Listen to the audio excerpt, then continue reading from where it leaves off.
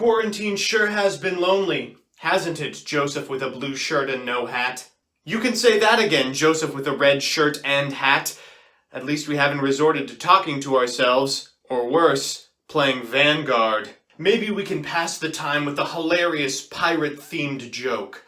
I've got one. Why couldn't the pirate go to the movie? I'm pretty sure I've already heard this one. Isn't it because it was rated R? No. It was because of the global coronavirus pandemic. Folks, remember to stay safe, and above all, continue purchasing Konami product. Good afternoon, jank enthusiasts. I'm MBT, and this is 10-Minute Testing. Well, it's the first week of Ecto release, and it's yet to be released. COVID has taken everything from us Americans. The strength of the almighty green line, the ability to enjoy a nice steak and/or shake, and most importantly, the title of Best TCG Region. Despite this, I'm already thinking about a post-Ecto metagame, and I expect my pirate husbandos will feature heavily. Presenting Plunder Patrol. Before we begin, if you're on the fence about subscribing, let me sweeten the pot for you. For the low price of your finger on that button, and $400, you can help an ailing tuber afford a prismatic area to out the Ukalak. So here's the list, and oh, shocked to see we're not blinding second, are you? Listen up, nerds. The best deck in the format makes 12 negates, and I'm not going to try to play through that. As always, I'll give you a background about the archetype, a little bit of a discussion about what I hope the deck can do, and of course, the card by card. But first, this video is sponsored by Yu-Gi-Oh! Pro Deck. Yu-Gi-Oh! Pro Deck is an online strategy site for our mutual favorite card game. It's got a deck builder, card database, and a wealth of strategy articles. It's also where I post the deck breakdowns for the Yu-Gi-Oh! Quarantine series, so give it a look at www.ygoprodeck.com. Now let's peek at Plunder. Plunder Patrol is our first pirate archetype, and I'm aware this is for higher erasure. That's intentional. I don't respect them. Describing what they do is a little bit difficult, as it reads like an archetype designed to be complex on purpose, then radically changed once it was revealed that they sucked. The short version is that some of their monsters and a few of their spells allow you to tag into boats from the extra deck based on the attribute of monster your opponent controls, and then equips a captain into the spell and trap card zone. While captain to the ships have powerful negation tools and removal abilities that all fire by discarding a plunder and refilling it with another on resolution. Now, the notable part of that playstyle is based on the attribute of monsters your opponent controls. Because the archetype relies on your opponent's actions, clever players used to be able to lock you from your most relevant monsters.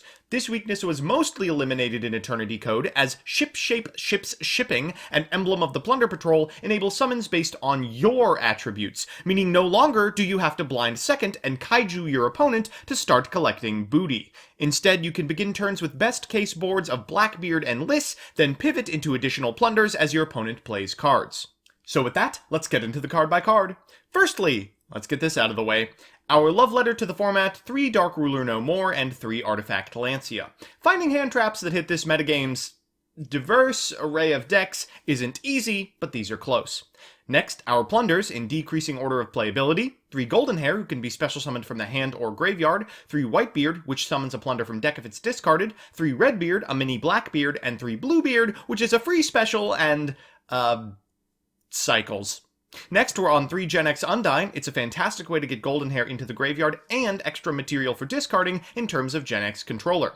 This deck needs a lot of cards to get the engine online, so we're on 3 Desires as well as 2 Salvage, since additional plunders are trivial to summon and necessary for negates, followed by a Foolish to bin Golden Hair. Finally, for our Plunder Tribal spells, we're on 3 Emblem, 1 Ship Shape Ships Shipping.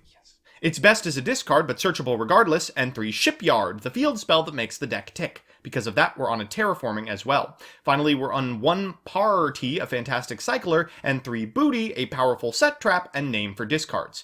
In the extra, we're on 2 of each ship, Liss, Bran, Moark, followed by Dweller, Bahamut Toad for best case hands. You'll make these infrequently, as several cards do Xenolock. For links, we're on Trisbana and Unicorn, followed by 3 Blackbeard and an Almirage for specific setups where you have to normal summon a Golden Hair. So with that, let's jump into the games. Our first match is up against DDD. This is a deck I've been fiending to see played well since the start of Master Rule 5. Fiending. Type. Humor. Our opponent's going first. Let's see what board they're capable of building. They're going to lead with a copy of Pot of Desires, drawing them a couple of DDDs they already have in hand. Well, it's consistent with my experience so far. They're going to activate Swirl Slime for Genghis, then trigger Ragnarok to bring back Lamia, and Genghis to bring back Slime. They're going to normal summon another copy of Swirl, link summon a Cross Sheep, a Gilgamesh, and pass turn. Boss, that is not going to do it. We're going to lead with a copy of Shipyard. We're going to discard the controller we drew for turn, of course. Before shipping into a list, we'll activate Whitebeard and Redbeard in Graveyard, prompting a Called by the Grave from our opponent. This will not have an equip spell, but it's not that big of a deal. We're going to special summon a copy of Golden Hair, activate Shipping in Graveyard in order to set an emblem, go into Mowork, equipped with Golden Hair so we can banish one of our opponent's monsters, go to battle phase, and walk directly into a Storming Mirror Force. Who plays that? We'll pass it back to our opponent, who will draw a Called by the Grave. Hard to refill in this deck. We'll activate Mowork at end step to banish their last remaining monster, and now we can style just a little bit. We're going to special blue, then we're going to activate Shipyard, activate Emblem, use Emblem's effect. We'll fetch a Called by the Grave for our trouble, but it's too late. We're going into Bran, and that should be enough to win the game. Our second match is up against Megalith, and oh god, now that Fool's coming out, I'm going to have to actually read these, aren't I? Well, let's postpone that as long as possible. In the meantime, we're going first. Let me show you what this deck is capable of doing on the play. We're going to lead with a copy of Shipyard. We'll activate its effect, discarding a Golden Hair, and searching nothing, apparently. That all but ends our turn. We're going to have to go into Golden Hair and equip it with an emblem so we can make a Blackbeard and pass it back to our opponent. For turn, our opponent draws, Interaction. They'll Preparation of Rites into a copy of Incantation Chalice Slime, going into a Talismandra, and ooh, that's a Dark Monster. It's Mowork time, baby. Our opponent's going to chain an Araton to Ritual Summon, which is unfortunate because they get to add a Saravius to hand, and as they activate Ophiel's effect, I realize Mowork targets. They'll negate the effect of Mowork, and then afterwards Ritual Summon a copy of Hagith. This activates the effect of Hagith, allows them to add a portal to hand. They'll activate Portal, then activate Diviner's effect, sending a Herald, and Ritual Summoning again. They'll activate Diviner and Belfor and Portal, leaving us with naught but an Artifact Lancia in our grip. That's no big deal. We're not dead here. The monster only has 1,500 attack points, and as long as we draw a Plunder off the top of the deck, we should be fine.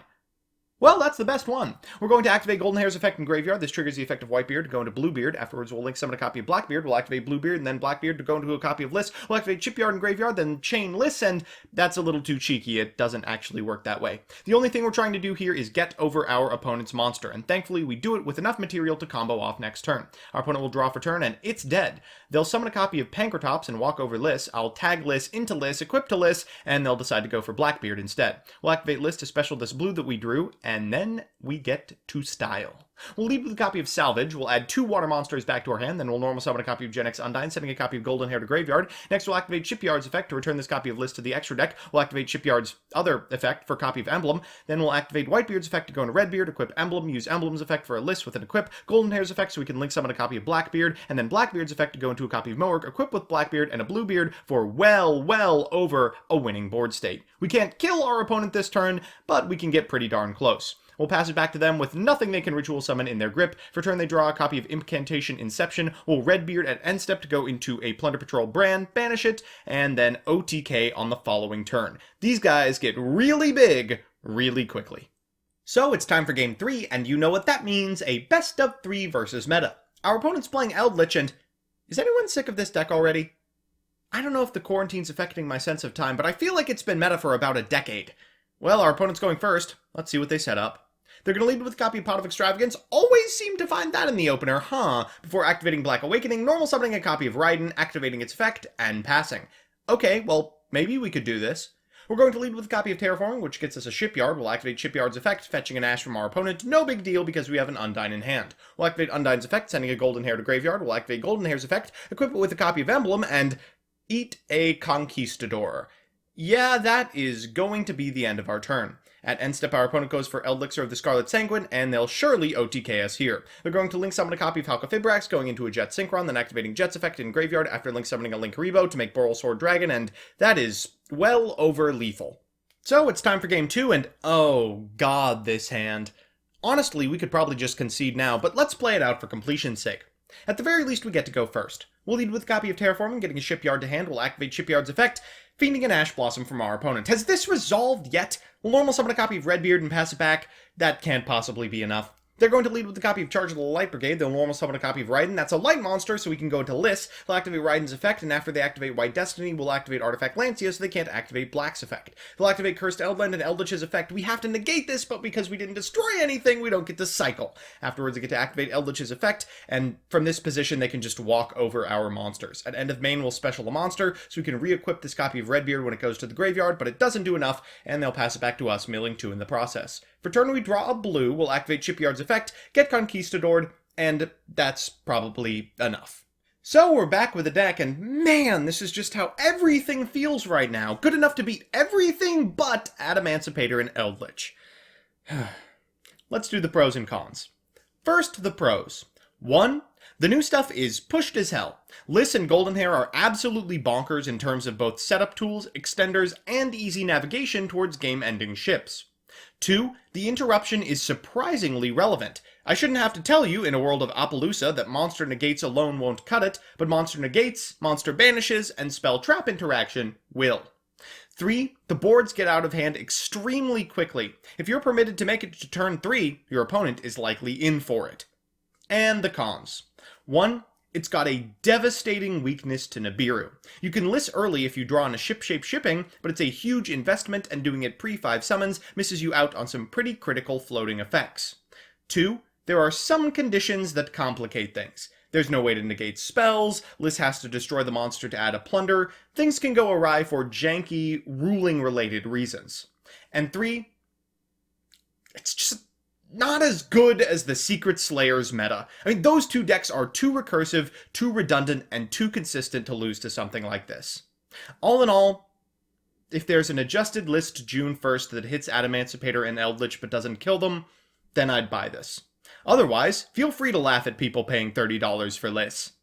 So that's that. As always, thanks to my patrons, MeepMoto27, Tamamo Bay, Alex Perea, Austin Lyles, Candyman, Crispy, Mika Reichman, Sir Tachyon, Tyler Slacks, Tyrese Biggums IV, and here we go.